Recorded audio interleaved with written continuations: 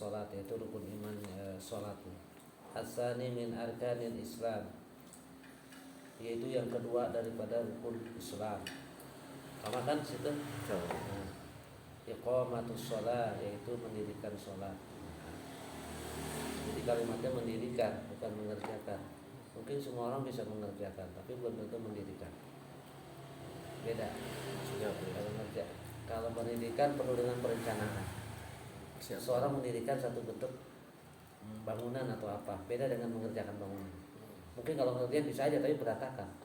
Tapi kalau mendirikan bangunan itu pasti punya struktur, kerangka, planning. Nah, terus namanya mendirikan itu berarti ia dengan sepenuh jiwa raga, kapanpun, dimanapun, dan bahkan mengajak orang lain, mengajak keluarga untuk sholat, itu mendirikan, itu kita dirikan. Beda mengerjakan. Kalau mengerjakan sholat ya sudah, saya aja ngerjain.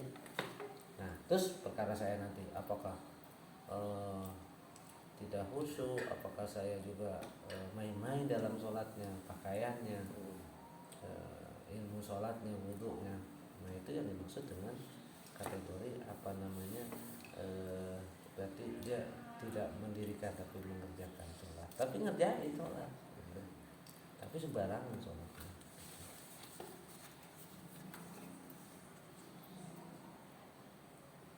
Mengerjakan sholat tapi dia tidak mendirikan. Makna iqamatiha, dan makna mendirikan sholat, mulazamatuha wal mudawamatu 'alaiha,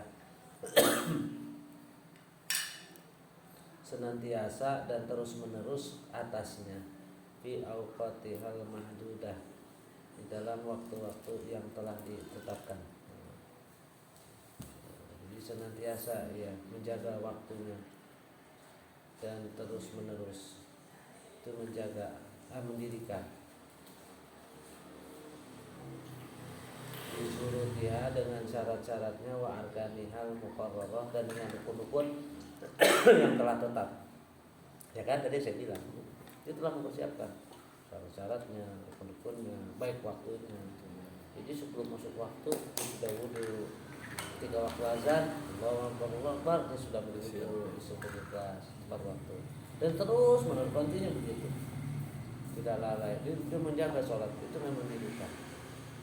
Maka dikatakan firman Allah ketika ditanya, masalakakum fi saqar, apa yang menyebabkan engkau masuk dalam neraka saqar? Qalu lam nakum minal musholin.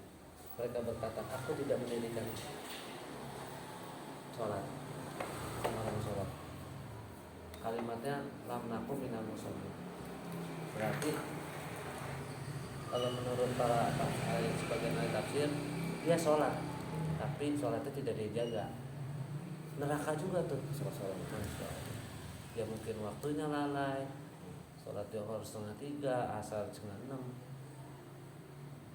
subuhnya juga udah terlalu terlambat, maghribnya mungkin jam 7 lewat, dan seperti itu. Tidak menjaga, walaupun dia sholat, tapi disita juga lewat. Fawailul lil musallin, celaka orang yang sholat. Orang sholat aja celaka, gimana nggak sholat? Ya kan? Wassalatu hiya a'zamu sya'airuddin, dan sholat itu adalah paling agung daripada syiarnya agama. Kenapa paling agung syiarnya agama? Karena ia pembeda antara orang kafir dan orang mukmin. Jadi kata Nabi, pembeda antara orang kafir dan mukmin sholat. Makanya dikatakan syiar yang paling agung, karena didirikan, yang paling sering didirikan itu sholat di antara seluruh elemen atau komponen ibadah yang lain di sholat. Mungkin kalau Anda berpikir puasa, oh puasa itu setahun sekali, oh zakat juga 1 tahun sekali, ya kan? Haji bagi yang mampu, tapi sholat, kenapa? Setiap hari, bahkan 5 waktu. Itu yang wajibnya ya, belum yang tidak wajib. Artinya maka dikatakan ia adalah paling agung syiarnya agama, paling besar syiarnya agama. Wa afdalu ma yutaqarrabu bihi ila rabbil alamin, keutamaan paling utamanya apa yang mendekatkan seorang hamba kepada Tuhan semesta alam. Apa sih yang paling dekat kita kepada Allah? Ibadah apa sih? Sholat. Tidak ada lagi. Yang paling dekat kita ibadah kita kepada Allah ya sholat. Itu yang paling dekat. Bahkan yang paling dekat tidak dari sholat adalah waktu sujud. Itu yang paling dekat. Nah, jadi keutamaan kita kepada seorang hamba itu adalah lagi sholat.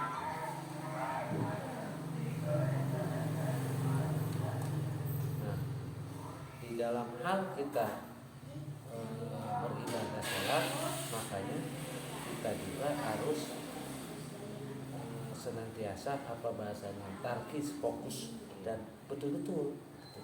Karena kenapa? Ya, yang ibadah yang paling utama, yang dekat seorang hamba dengan Allah, sholat. Nah, kalau sholatnya nggak bagus, sholatnya nggak benar, gimana mau diterima? Dan kalau udah diterima, mungkin nggak dekat. Berarti dengan begitu bahwa orang yang sholatnya bagus, sholatnya diterima, berarti dia dekat kepada Allah. Itu.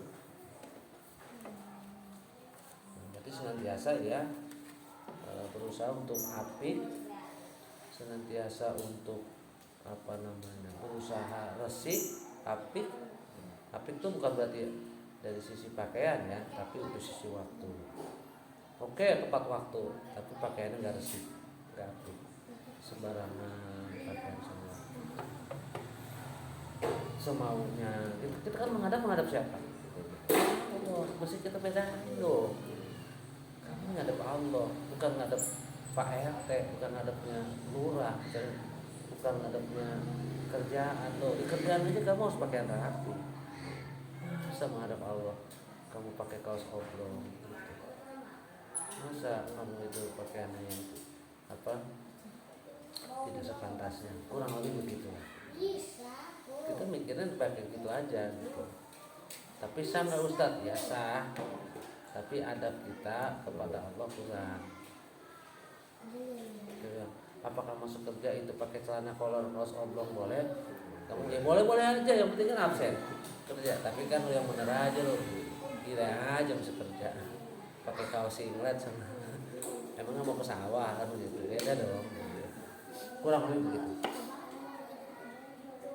Fa'an Ibni Mas'ud radhiyallahu anhu qol, dan dari riwayat dari Ibnu Mas'ud semoga Allah meridhoinya telah berkata, sa'altu Rasulullah sallallahu alaihi wasallam, aku bertanya kepada Rasul, ayyul amali ahabbu ilallah, amal apa yang paling dicintai ilallah, ke atas Allah. Wa fi riwayatin afdalu faqala, wa fi riwayatin afdalu, jadi maksudnya ayyul afdali, kalau ini kan ayyul amali, ada yang satu riwayat ayyul afdalil ahabbu ilallah.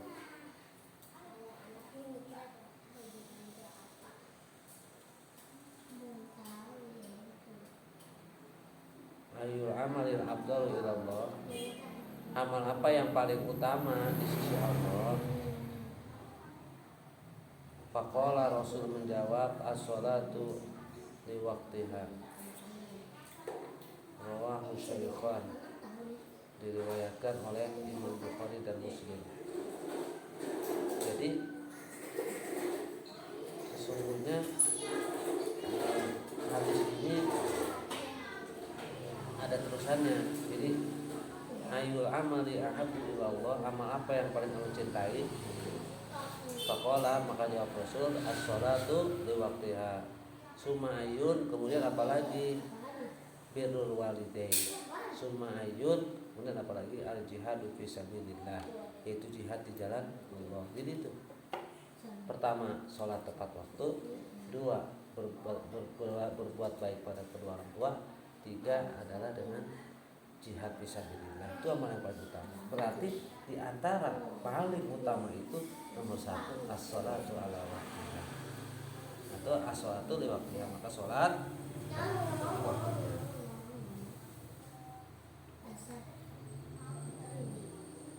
Berarti dari waktu ini ada waktu yang utama, ada waktu yang boleh, ada waktu yang makruh, ada waktu yang haram, dan ada waktu-waktu yang memang maksudnya haram, ada yang haram tapi boleh dikerjakan, ada yang memang tidak boleh haram. Seperti itu. Misalnya saya kasih contoh, kalau waktu yang boleh, kalau waktu yang afdal berarti tepat waktu. Begitu azan tiba 15 menit sampai 20 menit itu waktu yang utama. Kemudian ada waktu yang boleh. Yang boleh itu berarti pahalanya tidak utama, tapi ya sudah dapat seperti sholat biasa, dia tidak dalam kategori lalai. Misalnya kalau sholat zuhur jam 12, berarti sampai 12 sampai setengah 1 itu masih awal waktu. Setengah 1 ke sana itu waktu boleh sampai jam 1. Jam 1 sampai setengah 2 itu waktu makruh. Sampai jam 2. Jam 2 itu waktu yang haram misalnya. Gitu. Ada waktu-waktunya. Berarti ibaratnya kamu ngerjakan sholat tapi sholatnya haram. Kenapa? Kalau sholat asar jam 5. Tapi dalam arti berdosa. Tapi kalau kamu tinggalan tambah dosa. Tetap kamu harus ngerjakan, tapi kamu ngerjakannya itu perlu dosa. Gimana tuh coba? Ngeri ya. Nah, iya. Itu kata ulama begitu. Misalnya sholat maghrib, ada waktu utama kan antara azan dan iqamah itu sedikit sekali. Berarti sekitar 5 sampai 10 menit. Karena pendek maghrib. Terus 5 menit berikutnya waktu boleh. Selebihnya waktu makruh dan waktu haram.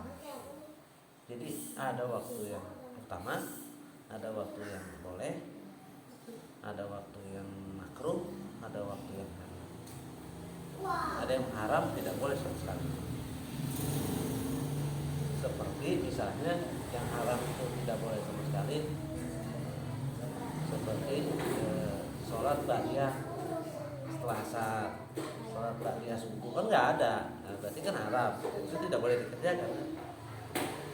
Ada yang misalnya waktu haram tapi dikerjakan, itu kayak tadi sholat maghrib itu udah jam 6, jam 6 kan maghrib, asarnya jam 6 kan, maghrib jam 6 lewat 10. Dia sholat asarnya jam 6 lewat 5, sisa 5 menit lagi maghrib baru sholat.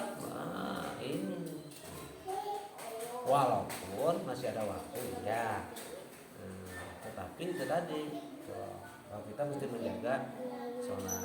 Pernah sih ya, Ya itulah.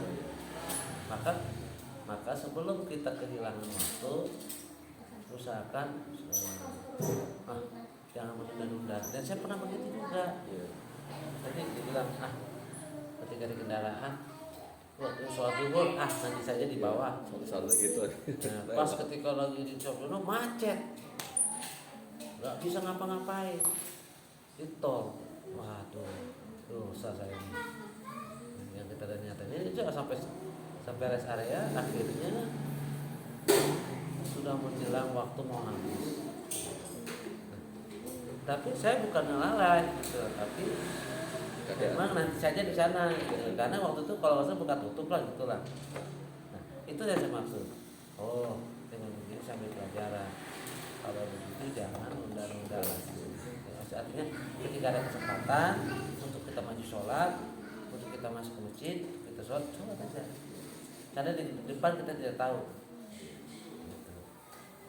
Kayak bisa gini,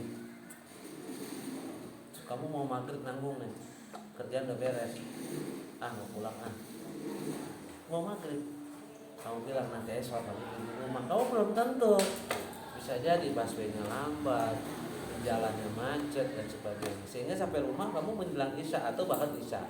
Ada tuh begitu. Maka saya bilang kalau sama teman-teman yang di kantor, kalau ada kajian asar, beresnya mau maghrib, saya bilang jangan pulang dulu, sholat maghrib dulu, nanti setelah maghrib kan isya panjang, pulang deh.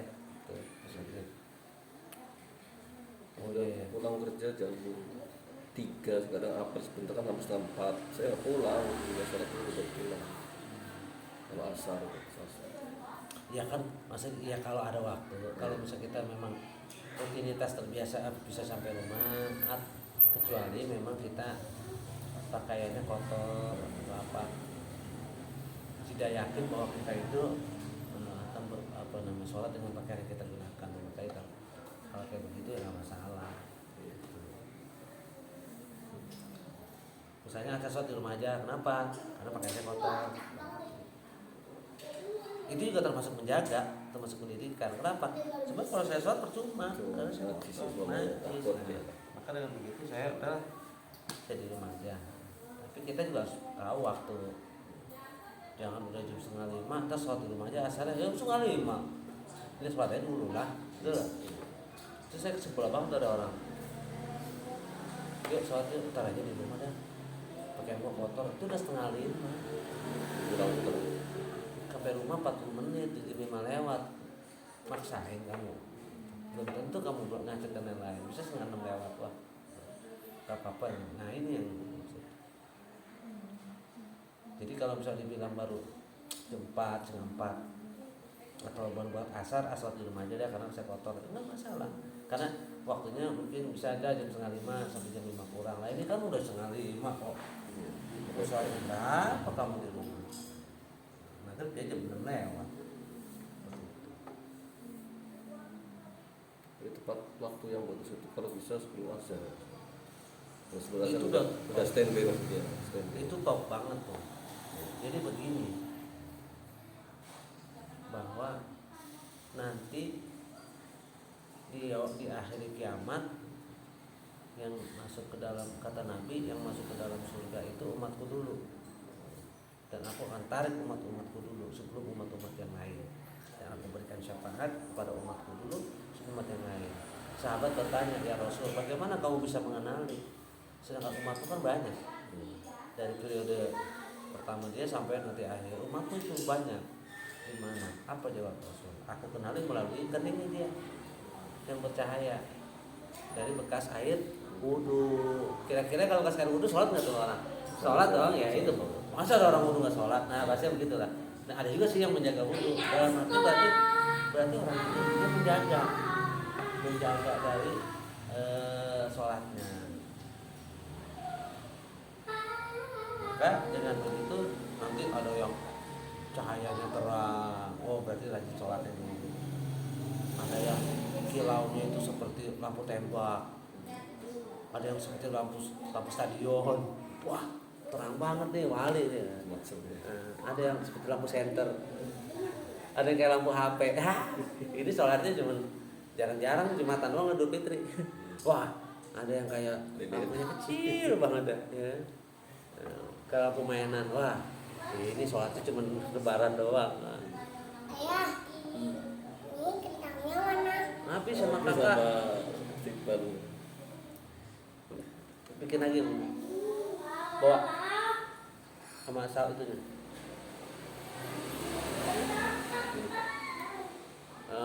Apa tadi? Nah, ketika dilihat begitu, maka jidatnya itu berwarna putih karena dari situ.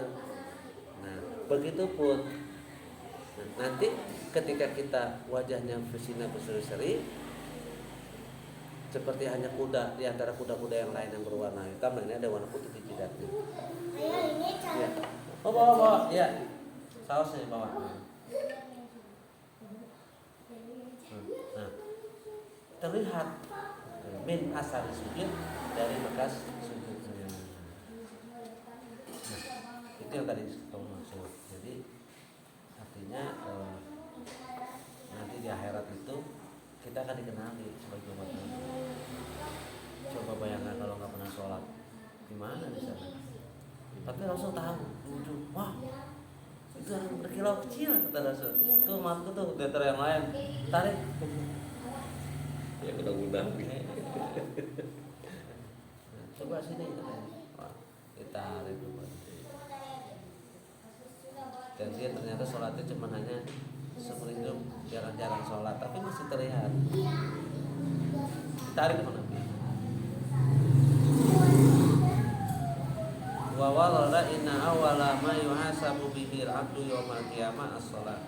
Fa in shalahat shalaha sa'irul amali wa in fasadat fasada sa'irul amali. Rawahu Tabrani. dan diriwayatkan sesungguhnya inna awwala ma yuhasabu, sesungguhnya yang paling pertama dihisab seorang hamba yaumul qiyamah pada hari kiamat as-shalat, itu salat. Yang pertama kali dihisab itu salat. Apa katanya? Fa in sholahat sholaha sa'iru amalih. Maka jika bagus, maka baguslah seluruh amalnya. Jadi kalau sholatnya bagus, semua bagus. Sebelum Allah cek hajinya, sebelum Allah cek sedekahnya, sebelum Allah cek puasanya, verifikasinya sholat dulu. Nah, sholatnya bagus, yang lain harus. Wa in fasadat sa'iru amalih. Dan jika sholat itu jelek, rusak, maka rusak yang lain. Rawahu Tabrani wa At-Tirmidzi. Loh, begini. Saya melihatnya begini. Bahwa kalau orang yang sholatnya bagus, berarti kan dia tidak pernah meninggalkan sholat. Nah, berarti siklus ibadah yang lain gitu loh. Amalan-amalan ibadah yang lain itu tercover. Orang kalau rajin sholat itu jauh daripada perempuan yang tidak. Ya kan? Karena inna sholata tanha 'anil fahsya'i wal munkar, itu mencegah perbuatan keji dan munkar. Kalau orang juga sholatnya benar, kalau orang sholatnya dijaga, maka lainnya juga bagus. Nah, makanya di sini saya katakan kamu bisa mendirikan sholat. Bukan kamu sendiri yang bagus, tapi keluarga kamu. Percuma kamu bagus, kamu pun akan tersiksa nanti. Ketika kamu bagus semuanya, kamu di dalam surga, istrimu dalam neraka. Ya? Terus istrimu protes, saya nggak mau, ya Allah, saya ke dalam neraka, panggil suamiku, suruh temenku dalam neraka. Kalau kenapa? Iya, waktu dia nikah sama aku berjanji bahwa dia akan menuntunku, akan menjagaku. Waktu aku sama ayahku, aku selalu dijaga sholatku. Tapi ketika nikah sama suamiku, malah aku tidak dididik dia. Kalau kamu yang tanya, kenapa? Kamu sendiri di kantor mulu, sendiri pulang, kamu nggak tahu kualitas sholat istrimu. Anakku menggerek kamu juga nanti, seret kamu dari surga. Nauzubillah. Mau gitu, seret kamu dari surga. Apa lantaran seven dan yang lain-lain tuh anak kamu semua pada sholat, masya Allah. Atau nggak bagus? Saya terus dijaga anak saya sosok. Kenapa? Dia di sini kita timang-timang, kita ngomong, kita sayang-sayang. Ya, tapi dia berharap menjadi musuh. Oh iya nanti ya, tungguin ya.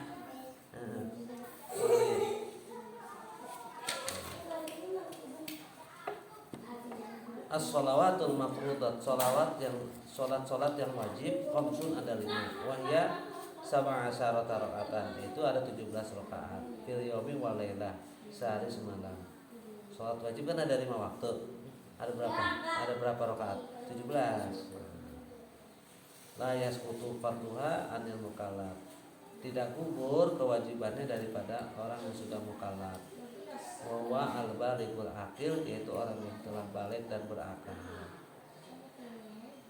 Illa bil mauti aw zawalil aqli, kecuali dengan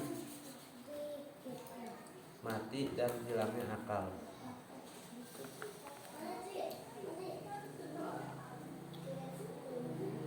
Jadi orang yang ninggalin sholat boleh 2, orang mati sama orang gila. Berarti kalau yang nggak sholat gila. Gampang aja. Iya, kita aja. Boleh nggak kita nggak sholat? Boleh. Syaratnya 2. Apa? Mati sama orang gila. Berarti kalau nggak sholat gila. Ada gitu aja. Ayah. Apa ini? Oh itu ya, itu spidol.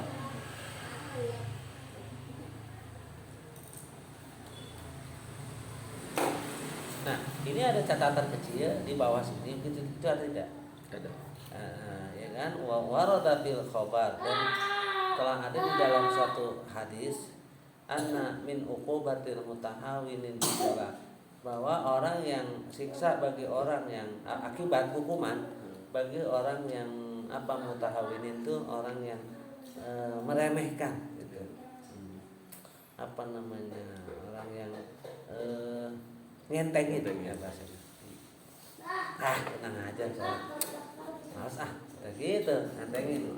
Atau sholat tepat waktu dia nggak merasa giro, tapi santai aja. Antur fa'a barakatu umri, Allah angkat keberkahan daripada umurnya, wa rizqihi, dan daripada rezekinya. Masya Allah. Bisa jadi kenapa orang itu kerja dari pagi sampai sore, sisi juga gitu, ternyata diangkat keberkahan. Lihat orang dulu biasa aja, tanah banyak, anak banyak, kerjaan biasa, istrinya nggak kerja, tapi sawah ya tercukupi loh. Kita bukan bicara oh itu kan karena dia tanahnya banyak dulu, tapi kerjanya biasa aja, itu nggak ngeluh, dia bisa ya kan? Benar kan? Tapi kita orang sekarang kerja sampai malam berapa istrinya kerja, uangnya pasti banyak. Mungkin nauzubillah min dzalik diangkat keberkahan. Wasima sholihin fi wajhi, dan juga diangkat wajah kesolehan dari wajahnya diangkat. Wala yuqbalu da'ahu, kan terima doanya. Doa-doanya. Wala du'a'u sholihin nabihi, dan orang soleh padanya. Orang nggak sholat, terus Pak Kiai doain saya dong, enggak terima. ini bahasa kagak ya, bahasa kasar itu Ya? bahasa kasarnya bahasa kagak begini doa ya. Ya, tuh. Dia sendiri doanya nggak dikabul, dan orang lain mendoakan, orang soleh tidak bisa. Wala yujaru ala amali, dan tidak diberikan pahala atas amal-amalnya. Nggak ada nggak dikasih ganjaran. Gitu ya. Wayamuta atsana jai'an zalila, dan mati itu nantinya dalam keadaan haus yang sangat dan lapar. Zalila, yang untuk mencekik yang buruk. Ditaha min syarhil ainiyah, tulis dari kitab syarah al-ainiyah. Masya Allah. Alhamdulillah min dzalik.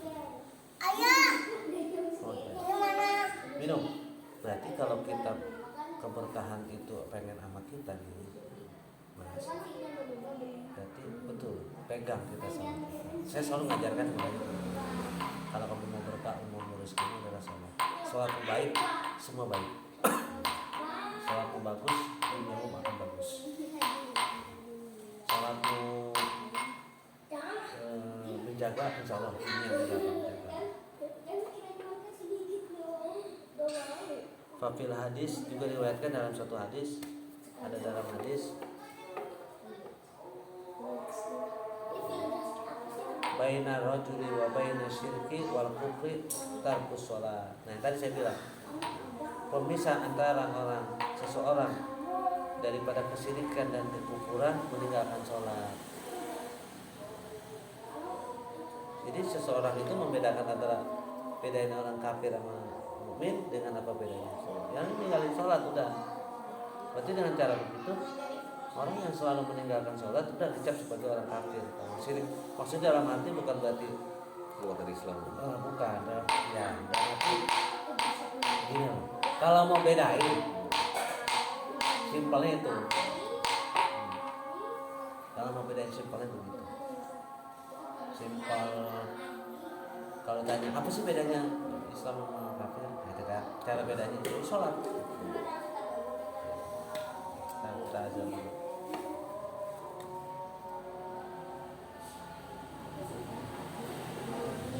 Kalau syai'an minal maktubat, maka jika meninggalkan orang yang sudah balik meninggalkan sesuatu dari yang wajib, ninggalin dia, mau sholat zuhur kayak asar atau apa maghrib, ditinggalkan secara sengaja. Fa'inkan atarkuhu, maka jika meninggalkannya itu anjuhudin dengan mengingkarinya, bahwa murtadun wa yuqtalu kufran, maka dia udah terkategori orang yang murtad dan diperangi kekufurannya. Maksudnya dia ninggalin sholat tapi juga dengan mengingkari, bahkan berusaha untuk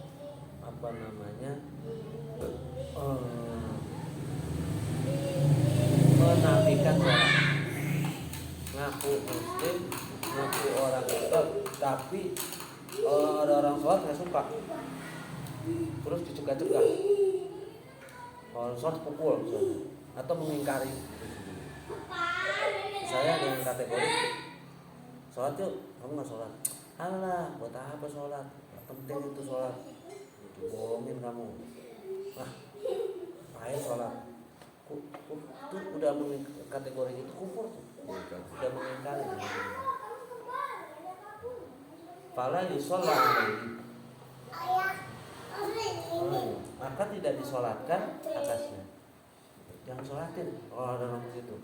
Kalau meninggal ya.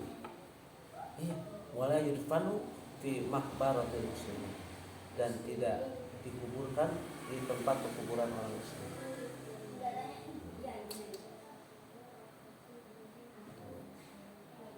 Au ankasalin ustutiba, atau ada orang yang malas sholat terus dia bertobat, fa intaba, maka jika ia tobat, wa ila kutila hada, maka jika dia tobat, kalau memang dia malas terus dia bertobat, tidak selesai, wa ila, maka kalau ia tidak bertobat, kutila hadan, maka yaitu diperangi secara had.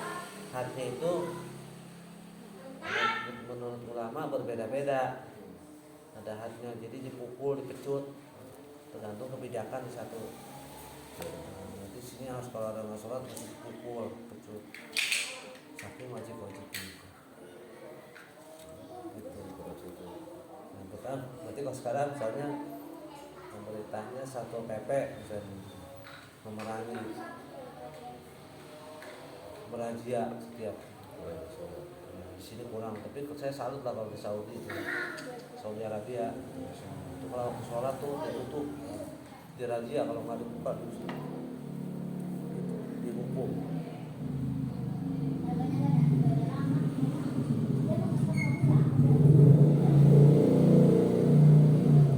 Wa fi masyiatillahi rabbil alamin, dan itu adalah di dalam kehendak Allah Rabbul Alamin.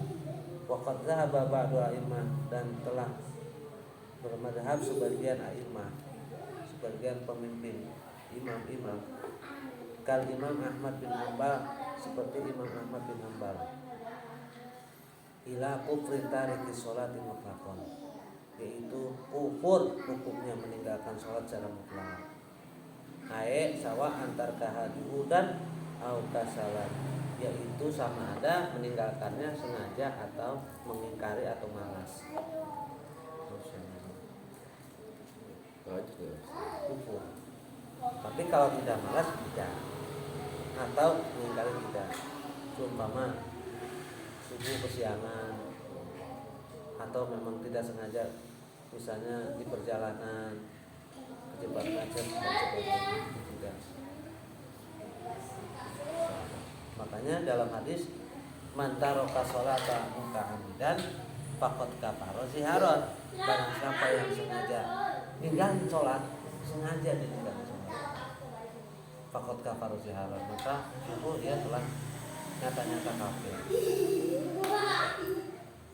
Seperti itu. Kalau di kampung kan gitu, orang kan nggak sholat, kalau di kampung banyak ya orang tua sih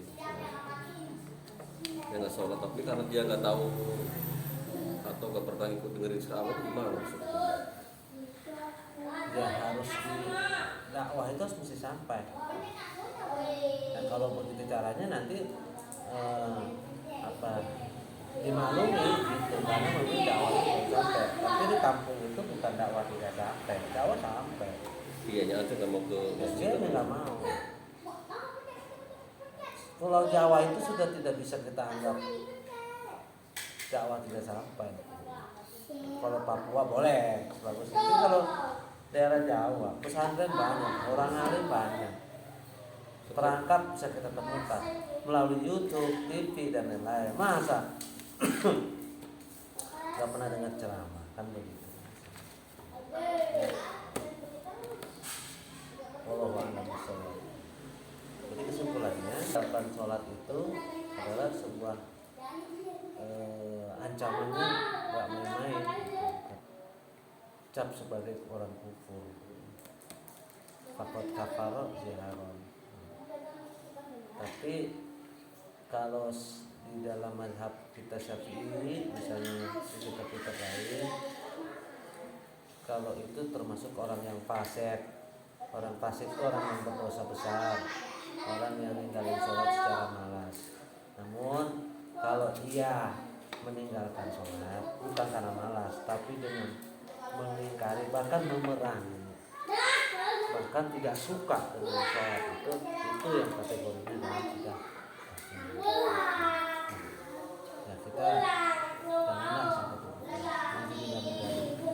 Keluarga kita tuh kita jaga sholat kita semuanya. Bukan kita saja, tapi keluarga kita tarik semua ke dalam